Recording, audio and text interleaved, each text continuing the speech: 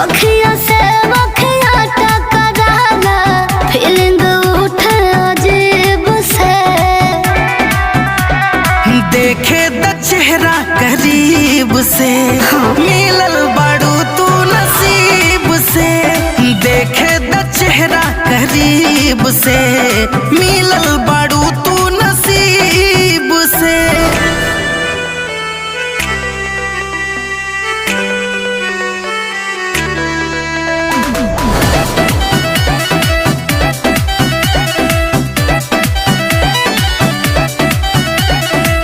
सांस है धड़कन में, धीरे से आके समा गईला।